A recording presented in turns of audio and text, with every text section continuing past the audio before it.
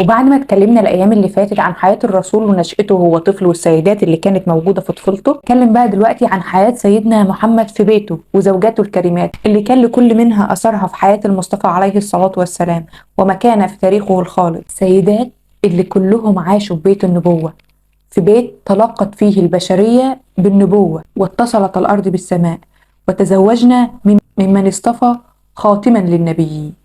وقبل ما نتكلم على نساء بيت النبي في بيته، هما في الحقيقة كانوا بيتين: بيت في مكة اللي عاشت فيه السيدة خديجة وأولاد النبي منها، وبيت في المدينة اللي عاشت فيه باقي الزوجات. وبيت مكة هنتكلم عنه لما هنوصل لبنات النبي، أما بيت المدينة فاحنا هنتكلم عنه في قصة السيدة عائشة.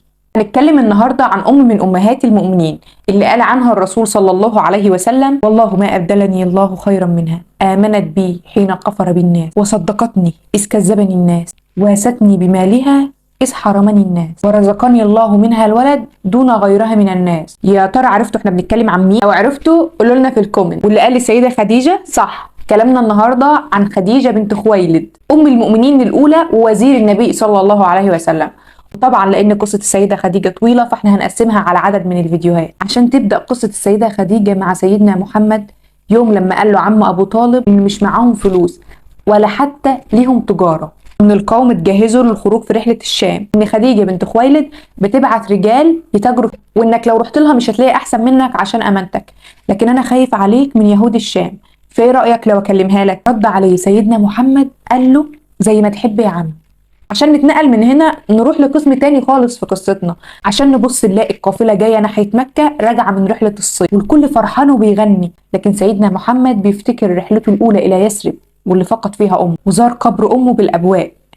لكن اللي معاه حاولوا يطلعوه من الحالة دي ومعاه يفكروه باللي مستنيه في مكة، وإن السيدة خديجة هتفرح باللي هو عمله قوي، وإن هي اللي طلبت منه يطلع بتجارتها، وإن هي هتديه الضعف اللي كانت بتديه للناس قبله، لحد ما وصلوا مكة وسيدنا محمد خد الجمل وراح بيه بيت السيدة خديجة بعد ما طاف بالكعبة مباشرة. وقتها كانت السيدة خديجة في بيتها بتراقب الطريق وقلقانة، وكان جنبها غلامها ميسرة بيحكي لها عن اللي حصل في تجارة الشام، وكمان بيحكي لها عن سيدنا محمد لحد ما ظهر بطلعته الوسيمة، استقبلته وهنئته بالعودة فشكرها وغض بصره، فضل يحكي لها عن التجارة مشيت ازاي وجاب ايه معاه، وهي منصتة جدا لكل اللي بيقوله. ودعها ومشي، وفضلت هي واقفة وعينيها عليه لحد ما اختفى، رايح لمنزل عمه عشان يطمنوا ان هو رجع بالسلام، لكنه حس بشيء من الارتياب. لو عايزين تعرفوا ايه اللي هيحصل بعد كده وازاي هيكون الزواج، استنونا بكرة الساعة 5.